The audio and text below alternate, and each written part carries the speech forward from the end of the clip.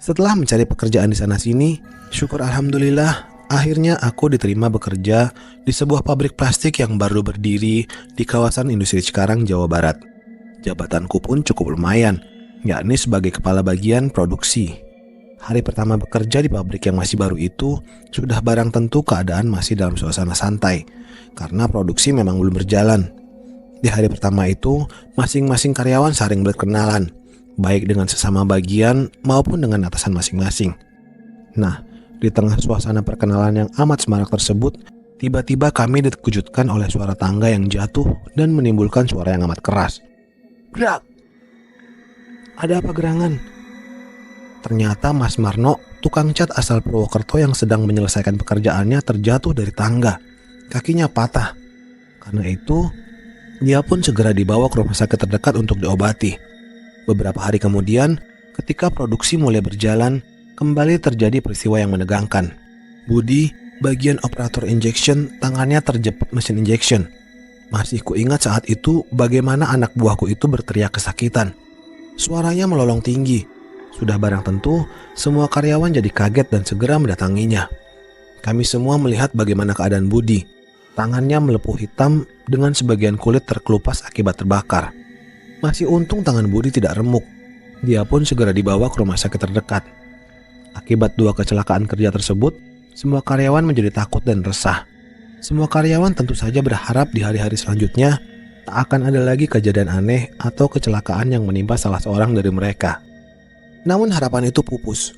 Selang 2 hari setelah kecelakaan yang menimpa Budi, peristiwa mengenaskan kembali berlangsung. Kali ini yang menjadi korbannya ialah Pak Warta. Dia mendadak kesurupan. Tanpa sebab yang jelas, tiba-tiba pria paruh baya itu berteriak-teriak dengan lantang sambil memegang sebuah besi panjang. Jelas sekali dia ingin memukulkan besi itu kepada sasarannya. Melihat ulah Pak Warta yang mendadak beringas, mendadak para karyawan berhamburan keluar karena takut dipukul oleh Pak Warta. Sementara itu, Pak Warta sendiri terus saja berteriak seperti orang gila dan menantang siapa saja yang berani dengan dirinya. Bahkan dengan beraninya, dia memaki bos kami yang bernama Andi.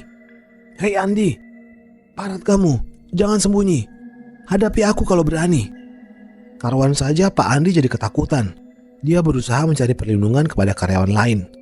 Hari itu, suasana kerja jadi kacau balau. Satpam yang hanya 2 orang tak bisa berbuat banyak. Namun masih untung, sebab ternyata ada seseorang karyawan yang sedikit mengerti ilmu gaib. Dia bernama Muhaimin, karyawan di bagian gudang. Dengan cekatan, Muhaimin berhasil menaklukkan Pak Warta. Setelah berhasil meringkus Pak Warta dengan dibantu oleh beberapa karyawan yang lain yang bertubuh tegap, Muhaimin memegang ibu jari kaki Pak Warta sambil mulutnya berkumat-kamit. Tak lama kemudian, Pak Warta seperti lemas lalu tertidur. Sebenarnya, aku sendiri kurang percaya dengan hal-hal yang bersifat tahayul seperti kejadian yang menimpa Pak Warta. Namun kini aku harus percaya setelah melihat kejadian itu secara langsung. Pertanyaannya, mengapa kejadian aneh berlangsung 3 kali berturut-turut di pabrik yang baru saja berproduksi itu? Mengapa juga Pak Warta menantang Pak Andi, sang pemilik pabrik? Dan siapa si penantang itu? Hal tersebut rupanya berkaitan dengan areal tanah yang jadi pertapakan bangunan pabrik. Menurut masyarakat sekitar, lokasi pabrik dulunya adalah lokasi pemakaman tua yang sudah tak terurus. Apakah mungkin makhluk halus yang bersemayam di sana marah karena daerahnya dirampas? Malam itu aku tengah beristirahat di mes pabrik. Memang pihak perusahaan menyediakan mes untuk karyawan yang tempat tinggalnya jauh dari lokasi pabrik atau orang perantauan. Lokasi mes ini tepat berada di belakang pabrik. Masing-masing kamar berisi 4-5 orang. Entah kenapa, suasana malam itu kurasakan lain dari biasanya. Mungkin dikarenakan kejadian tadi siang, yakni dengan adanya karyawan yang lagi-lagi kesurupan. Untuk mengisi kekosongan, aku dan beberapa temanku ngobrol di depan kamar sambil menghisap rokok. Setelah malam semakin larut, satu persatu temanku pamit untuk tidur. Tinggallah aku berdua dengan Agus. Di tengah asyiknya kami mengobrol, Agus menunjukkan tangannya ke arah pabrik itu. Mas, lihat itu. Lihat apa? Aku tak melihat apa-apa, ujarku heran. Itu di depan sana. Lihatlah dengan jelas, tepat di belakang pintu pabrik. Astaga, sungguh amat sulit dipercaya. Dengan tubuh menggigil, aku melihat beberapa makhluk menyeramkan sedang berkerumun di sana, di tempat yang ditunjukkan Agus. Ada yang tinggi, ada yang besar, ada yang kecil seperti tuyul. Ada juga wanita berambut panjang. Ketika kami berdua masih mengamati para makhluk tersebut dengan darah yang nyaris berhenti mengalir, tiba-tiba mereka menoleh ke arah kami. Secara serempak, kami mengambil langkah 1000. Keesokan harinya setelah kejadian itu, entah hal apa, seluruh kepala bagian dipanggil ke ruangan direksi. Rupanya ada rapat mendadak untuk membahas masalah yang menimpa perusahaan belakangan ini. Nampak pula Muhaimin, karyawan bagian gudang yang mengerti ilmu gaib itu. Rupanya dia sengaja diundang oleh Pak Andi untuk membahas masalah yang terjadi. Pak Andi pun membuka percakapan. "Selamat pagi semuanya. Sengaja kalian saya kumpulkan guna membahas kejadian yang akhir-akhir ini menimpa perusahaan kita. Sebenarnya, sebagai seorang yang berpendidikan, saya kurang percaya dengan hal-hal seperti ini. Tapi, akhirnya saya harus mempercayainya. Kita tidak mungkin selalu berada dalam keadaan seperti ini. Untuk itu, saya meminta pendapat kepada kalian. Apa sebaiknya yang harus dilakukan?" Semuanya terdiam karena belum mengetahui solusinya. Akhirnya, Pak Muhaimin memberanikan diri untuk berbicara.